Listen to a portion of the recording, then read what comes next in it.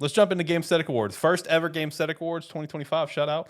First, we had the John's Collection Award for the best and nice new controller, and it was the one that we definitely thought was going to win. The one that you have that is sick, and that is the Doom Standard controller. Well, it's just the Doom Dark Ages, like Elite and Standard. They were grouped Yeah. together. It's like they're grouped together, but Yeah. the standard one does look better than the elite one. It's so great. Like the metal designed accents they threw on there, plus the buttons being like symbols Yeah. from Doom. Oh, incredible. One of the best controllers come out in the past couple of years. Yeah, no. So that one takes home the crown there with 48% of the votes. King of the Indies, no surprise. That one went to Expedition 33. No surprise. It is technically an indie game because it's like no one can define what an indie is anymore. It's whatever. RPG of the year, also Expedition 33. No surprise on that one either. JRPG of the year, 100 Line, baby. Let's go. Shout out to everyone who voted for 100 Line. I'm so appreciative of that. 32% of the votes, too. Didn't know that many people played it. Dude, same. I thought it was going to be like Final Fantasy or Octopath or Trails was going to win. Did you tell me 100 Line won with 32% of the votes? You're kidding me. That's great. Spooky Game of the Year, Silent Hill F1s, which that's no surprise there. I said in the video that I'm thinking about reforming how I do that category or something because I feel like next year we already know who's going to win. It's going to be Resident Evil, you know? Well, I mean, that depends. I guess that depends. Yeah, because it's like I'm thinking about changing how I approach that category a little bit. Maybe just make it like indie horror game of the year. You know what I mean? Well, I mean, you don't need to take it out just because it's the most popular. Because it's like if it is the best one, I think it does deserve the win. Yeah, but I it is agree. one where it's like you're gonna have one big name in there typically every year. Yeah. And then the rest is just gonna be filled with indie ones. Right. I mean, on the plus side, at least we did have a couple other big names because we had Chronos the New Dawn and Dying Light the Beast. So you had a couple others. So shout out to that. Hey, best time sync went to Arc Raiders. Shout out. Arc Raiders won best time sync of the year. Game you can just get lost in. Is that a correct statement? A game you can just get lost in? I got lost in it for a long time. Yeah, there you go. Shocker, I cried for best story narrative. Naturally, Expedition with one of the biggest margins of victory with 67.7%. That's one of the biggest margins across all the GSAs. Is that right there? I'll Never Forget You for best and most memorable character. The winner there is Mael. No surprise on that one. We did have a three-way tie. I was gonna say it was a little closer than I honestly expected. Yeah, no, I mean we had a three-way tie with Sam Porter Bridges, Verso, and Robert Robertson the third. All came in second tied. So, King of the Industry. This is one that may not make it next year. I think, and I wanted to do it just because I thought it was an interesting year for a few. But the true winner won. It was Obsidian with almost 42% of the votes, as they should have. Yeah, it's one where it's like. On a normal year, you're not going to have a big name company drop 3 bangers. Yeah, exactly. It's just one where in a normal year, you're going to have like a publisher or something drop like maybe 2 pretty good games. You're not usually going to get 3 bangers. Exactly. Let's see. Next was the Showcase It Didn't Bore Us Game Awards. Naturally. I'm not surprised there. That was a phenomenal show. Most shocking moment that went to Halo, Gears, and Forza coming to PlayStation. Yeah, that's fair. Should be the winner there. Yeah, no, that should be. Even though we've been saying it for years. Correct. 7 out of 10 is a good game. Game of the year. This is we harp on that all the time here. There's nothing wrong with 7 out of 10. So this award category goes to games that did not score perfect, and as well as had short-lived praise or barely any praise. It's kind of a very niche way I'm describing this category. It's basically the game came out and is not like as beloved as people either think it should be or was expected to be. Exactly. It's just like the game came out and it's a good game, but it's not the Expedition. Exactly. It's not the blueprints with the level of hype that they get. Correct.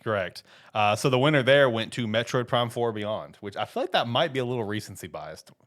It may be. Everything else in there is a little bit older. And Metroid Prime is the one that is like, it's the in your face of that category. Yeah, it is. I mean, I can understand why it won, especially as I've seen more and more people finish the game. It's just like, it's the worst of the Prime games, but it is still a good game. It is a solid 7 or 8 out of 10 game. So it fits the category really well. All right, next up is my favorite one. and that is the Nostalgia Award. So this goes to your favorite Gamestetic game of the week that we did throughout the year. And I am so mad and so happy with the winner that it's Sonic 0 freaking 6. And it's not even by a little bit. Sonic 06 had 22%. You have 40 nominees, and Sonic 06 won with 7 votes. Like, that's wild. Like, with how many nominees, like I said in the video, I was fully expecting, the winner to have 2 or 3 votes, because I was expecting 1 vote across the board, 2 votes across the board, right? Yeah, it's more of like somebody sees it and they go, "Oh, I remember that." Game. Exactly. It was going to be a super narrow margin. No, 22% of the votes went to Sonic 06. The next highest was almost 13%. Sonic 06 winning is such a meme, and is, as I think you described it, that's the Gamestetic Award, or however you described it. I don't know. It's stank on the category. Yeah. I'm not getting rid of that one. I'm not getting rid of it. Month of the year, this was a landslide. October. That was not surprised. Like I said in the video, I got to figure out how to redo that one too. That one, the problem with that one was, like March and April were fantastic, but the games were split across the 2 months. Yeah, that's fair. Whereas October just had nonstop. October was just like every week there was a banger. Yeah. No, one way I was thinking about maybe trying to because I wanted to keep it in there, because it's, everything about the Gamestetic Awards is just nods to stuff we do. So I thought of the way that I could possibly redo it is like maybe do like month of year strictly based on like the top 3 Metacritic games as a nod to my Metacritic predictions that I do every month. I don't know. It's either that or it's going to get cut, probably. I don't know. We'll see. That's a November Alex problem. That's not right now. Most hyped big name game of next year. This is, of course, GTA 6. No surprise there. Most hyped, not as big name game, wasn't though. My pick. Yeah, it wasn't mine either. Mine was Fire Emblem Fortune's Weave. So was mine. Yeah, that was mine. Most hyped, not as big name game of next year. These are just other notable games that aren't making the mainstream waves, but you should be excited for. These are the games that we're going to talk about. Yeah, like Tides of Annihilation that won. Yeah. The big name games, Alex will probably talk about them because he will play the big name games this year. This category of lesser known games, or the games we're excited about, are the games I will talk about. Yeah, like Blood of Dawnwalker, Adventures of Elliot. You'll Adventures of Elliot was my pick. Yeah, knowing you'll probably end up playing Beast of Reincarnation too with your. That game looks fucking weird. I don't know, man. Your kick of Souls-like games. The thing is, I've watched that. It looks.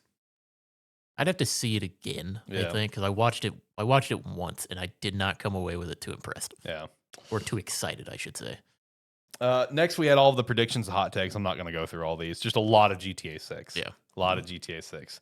What'd you think about the Arc Raiders will be dead by June? What'd you think about that one? I didn't pay too much attention to a lot of the prediction stuff. Okay. I kind of skipped through that section of it. Yeah. It could be. I don't know. Yeah. No, I saw that one. I immediately thought of you. I don't know how it's doing right now. I haven't really played anything in the last week or so, right? And haven't really looked into anything. So I'm kind of coming in blind right now. Nice. Your voice. The only ones that I want to shout out is whoever threw in Zelda 2: Adventure of Link.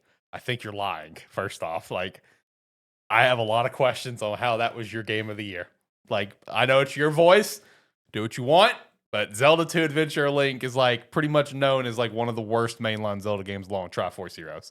So I have a lot of questions, but then also I appreciate the brutal honesty of someone putting Mind's Eye and saying because it's one of the worst games they've ever played, so it's memorable. I think that's hilarious. It's that's fair. Yeah, it's like the lowest rated Metacritic game of 2025. I mean, it's like that was like a year or two ago when I played Redfall. Yeah. It's like it ended up being, because I didn't beat or play hardly any games that year. They all got cut off at a certain point, like hour wise, just by happenstance. And Redfall beat that right for me, and I was like, you just had to keep playing to see if it ever got better, and it didn't. It certainly did not. The best thing about Redfall, the controllers. Yeah. It's the Xbox controller I use the most. Yeah, so shout out. Then we had Gamestetic Appreciation Game of the Year, which is going to go to Best Art Style and Art Direction. Naturally, Expedition 33 won. No surprise there. But there was a lot of good nominees this year. I will say that. I mean, you had, of course, Silk Song, you had Despelot, Split Fiction, Octopath Traveler, Midnight Walk, Shinobi, Art of Vengeance, Sword of the Sea. So pretty good category for Best Art Style and Art Direction. I mean, art style and art direction, there's always going to be standouts. Yeah, no, this was a really good year for it. I'm excited to see what this year's going to have. I got to tell you, after I did my January Metacritic predictions, I think we already got some early contenders right out of the gate with stuff like Mio, Memories in Orbit, whatever. I think that's an early contender. That's like a hand art style drawn Metroidvania game. There's another game called Cassette Boy that has a really cool art style to it. I got some early contenders right out of the gate for this month. I got to tell you. And then, of course, Gamestetic Awards Game of the Year. I wonder what won. Expedition 33 with 67% of the votes. Not surprised. It's the clear winner. I mean, it is what it is there. Yeah, it is. Yeah. No, I mean, we'll have a more interesting topic this year. Yeah. Because this year, I'm almost certain what your Game of the Year is going to be. Probably Fire Emblem. Your Game of the Year is probably going to be Fire Emblem. I've actually got a lot of competition this year. Yeah, you got a lot of stuff coming out. It's gonna be depending on the quality that the games come out with. Right. No, there's only one possible game that's going to come out this year that could even come close to competing with what Fire Emblem's Fortune Weave is going to do, which I'll talk about when we get to Anticipated. But after that, it's a pretty damn clear gap of what I expect could possibly hit that. I was going to say, is there more there, or do you want to start to jump into Anticipated? Yeah, no, that was it. Just thank you for everyone who voted the Gamestetic Awards. Appreciate the hell out of you guys for that. Really enjoyed my time making the video and the process leading up to it, besides the fact that I annoyed the hell out of John and Zach, mostly John. It was one where it's like, it was a lot of messages beforehand. Once it went live, it was every time we talked, there was something there was always the topic of what was happening with voting. Yeah, it was fun to follow. So I'm really excited for this upcoming years to do it. Just because I got the first one under the belt. We're a little more knowledgeable about how to do it now. Exactly. It was kind of a throw stuff at the wall. Alex keeps asking me questions about what I think of it, and I'm like I didn't want to say it to you. I'm like, we kind of just got to do it and see what happens. Yeah, exactly. It was a lot of throw a bunch of ideas at the wall and see what like sticks. You were like, should I put this game in there, this game in there? I reeled you in at one point on some of the categories. I was like, it's not how we need to do things. Yeah, I agree. So, but it's one where going into 2020 or the award to 2026 end of the year is going to be fun. Yeah, no, it'll be fun. I'm looking forward to it.